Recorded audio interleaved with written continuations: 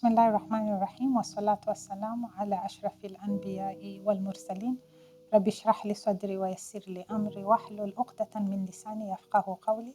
Assalamu alaikum wa rahmatullahi wa barakatuh, viewers. My name is Sumayya Hassan and welcome to Aspire. In today's session, we will talk about building your leadership skills. What does it take? What are some of the key skills that are needed to be a successful leader? This is what I would like us to explore in today's session. As a leader, what you want is to get the best results from yourself and from your team. To do that, there are certain skills that you will require. There may be many different types of skills. For today's session, I want to talk about 6 of these skills. The first skill is setting and achieving specific goals. The ability to set and to achieve goals is a key skill that every leader requires. The second skill is communication with clarity, confidence, and persuasiveness. The third skill is properly planning, prioritizing, and delegating the work. The fourth skill is managing difficult conversations and conflict situations. The fifth skill is the ability to motivate yourself. And the sixth skill is the ability to motivate and inspire other people. These are the 6 skills of leadership that I want us to discuss in today's session. If we start with clarity of purpose, success can be defined as in many different ways. One of the ways of defining success is the achievement of a goal. Therefore, you must have clarity and very clear clarity of purpose on what that goal is. You need to be able to set the goal. You need to be able to plan around that goal so that the different components, the milestones involved in that goal can be achieved, which will then lead to the success of whatever initiative you have set out on. The opposite of having goal focus is the drifter mentality. You just drift from one thing to another. Whatever comes your way, that's the bandwagon you jump on until the next bandwagon comes along. You just drift. You have no goals. You're simply reacting to circumstances. This drifter mentality tends to be driven very much by current events. Whatever is happening at that time is what drives you. Now, I want to distinguish between a drifter mentality and the ability to look at the reality of your situation and respond as required. You may have set a very clear goal, but something happens, something changes. It doesn't mean that because I'm emphasizing that you should have a clear goal, you ignore all these things that are happening around you and focus only on, no, that's not what I mean. You must keep scanning the environment. What is happening? What is not happening? How is it affecting the goal that you have set? Do you need to change your goal? Sometimes you need to change. Your goals are not cast in stone. If the circumstances require that you must change, then with the proper information and planning, that's what you do. However, what I am speaking about as the drifter mentality is where you have no goals. Whatever is the flavor of the day is what you go with, So the headlines that are in today's paper, that's what will affect you today. You don't have a plan. Whatever is out there on the social media is what will drive you today. You need to have a goal so that you don't get lost in the drifter mentality.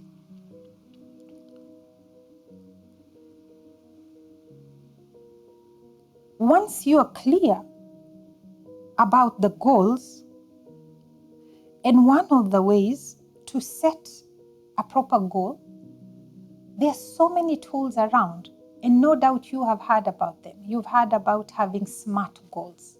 That's one of the ways to do it. That your goals are very specific, they are measurable.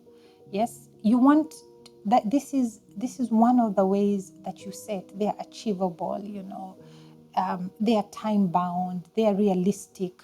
This is one tool. There are many other tools. The important thing, don't set a goal that is so vague that no one knows what it is exactly that they are supposed to achieve. Your goal should be very specific. So if we use that SMART tool as an example, that the goal is very specific, we know exactly what it is that we are required to do, and we can measure it. How do we know once we have that we will have achieved this goal? Because this is the measure of achievement. It's clear. Is it achievable, or are you setting something that no one can achieve? Make sure that the goal is achievable. It doesn't mean that we don't stretch. By all means, let us stretch, but let it still be attainable. Let it be realistic, and let it be time bound, so that we know by when. What are we measuring? How will we measure it? When will we measure it? Let it be very clear so that your team can walk with you on this journey of achieving the goal. The second skill that a leader needs are the communication skills. Every leader needs to have communication skills. Not all of us are born with communication skills. It's okay. Learn. You can get classes, you can go for training, you can go for online classes, you can get a communication skills coach, whatever it is, you as a leader. And here, when I talk about leadership, it may be leading in any environment, in the office environment, in the home environment, in your community, in your religious organizations, wherever you are leading, you need communication skills. You need to be able to communicate very clearly. You need to be able to communicate accurately so that people understand your goals, they understand your ideas. If there's something that you're not happy with, that you can communicate it clearly for people to understand.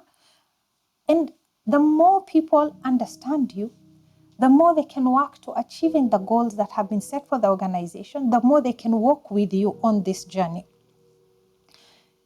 Avoiding miscommunications, misunderstandings, unnecessary upsets in the office. You can have too much good energy going down the drain, resolving unnecessary misunderstandings just because people are not communicating clearly. So the ability to communicate clearly is very important. Don't be vague when you're giving instructions. Don't be ambiguous.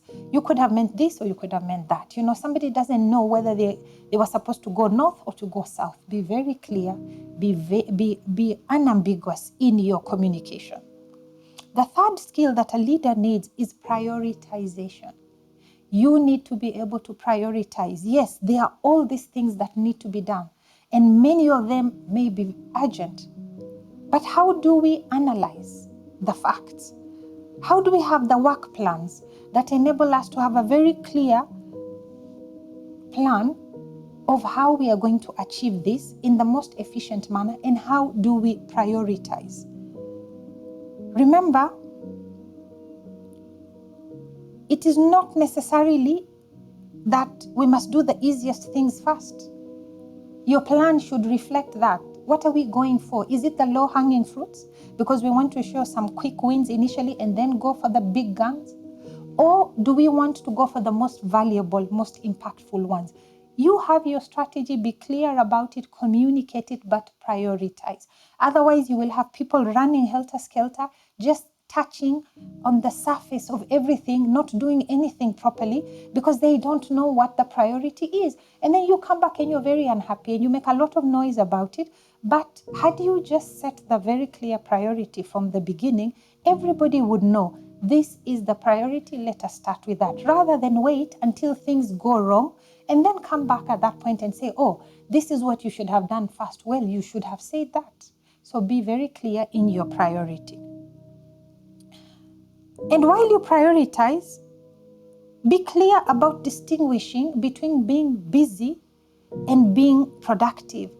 You could be keeping people extremely busy. You as a leader could be very busy yourself. Are you productive? Sometimes you're just busy being busy with hardly anything productive coming out of it. And remember, some of the 3 time wasters that you want to be very careful about.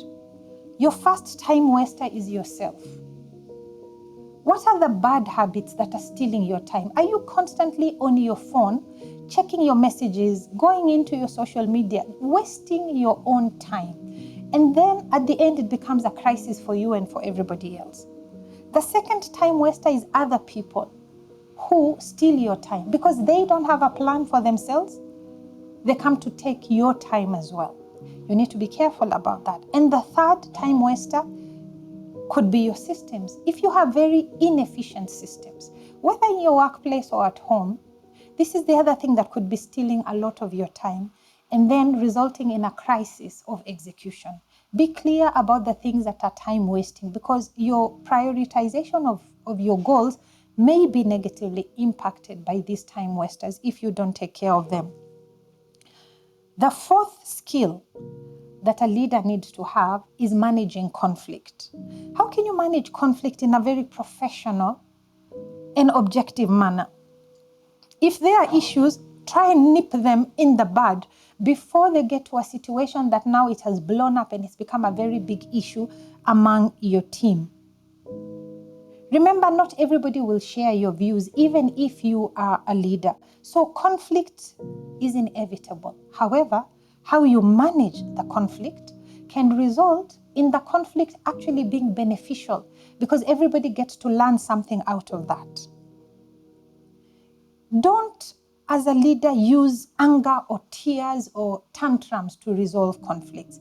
That is not your role. You need to be the person being very objective, listening to both sides of the story, and coming up with a solution that delivers to the extent possible a win-win outcome for everyone. As a leader, know when to compromise. It is not necessary that you win all battles. This is my stand and I must get it my way or it's the highway. No. Learning how to compromise is a leadership skill. And know when to compromise. Because in the process, you're also teaching your team that they don't have to take inflexible positions. They can compromise for the benefit of everybody else. And when you're resolving conflict, remember to protect your team's self-concept. Don't criticize or attack somebody's character. That's not how you resolve conflict. Focus on the issue. Be very careful how you're verbalizing your message, that you're not attacking the person, but only dealing with the issue. Be objective and specific. Don't be emotional and opinionated. Use very, very objective language. Be very specific on the issue that is resulting in the conflict. Don't generalize until somebody doesn't actually know what they may have done wrong. Be specific. That way, they know what they need to correct. And wherever possible, ensure that a solution comes out of it. Whether the suggestion is from you, whether it is from the team, it could even be from the teams that are involved in the conflict, but have a clear solution coming out of it so that you can close off the matter in a very positive and productive way. The fifth skill as a leader, learn how to inspire and motivate yourself. And by this I mean creating and maintaining a positive mental state. As a leader, you're expected to be optimistic with a healthy dose of realism. We're not talking about building castles in the air. You need to be realistic, but you need to have the self-confidence, especially during tough times, because people are looking up to you during those times, waiting for you to provide the guidance. So don't be the one allowing excessive pessimism to take hold of you and weaken you, and in the process weaken your team. You need to have rational and realistic optimism as a leader. And finally, the sixth skill is your ability to inspire and motivate other people. Helping your team to believe in themselves, building their self-confidence, especially during difficult times, so that they believe, yes, we can do it, we can get out of this, we can do better, we can innovate, we can change the way we've been doing things. Don't be the one beating your team down as a leader. If there are performance issues, deal with the specific issues. But your role is to grow your team. And if you think somebody is not right for that role, you have very many options of how to deal with that. Whether to change them to a role that is more appropriate, whether to upskill them through training, whether to nurture or mentor them. And in the situations that you have somebody, whether from a value point of view or performance is completely wrong for your organization, you still have options of separation. But don't be the one that is constantly beating down your own team. You make your team feel very negative about themselves. You're constantly criticizing and putting them down. That's not your role. You want your team to grow. Leaders grow other leaders. That's your role. So make sure you're creating a whole group of other leaders under you that enable the continuity of whatever it is that you are trying to do. These are some of the six skills that I have highlighted today of leadership. There are many others, no doubt. What is important as a leader? One of the ways to judge your leadership is by looking at how many other leaders have you helped to grow. Wassalamu alaikum wa rahmatullahi wa barakatuh.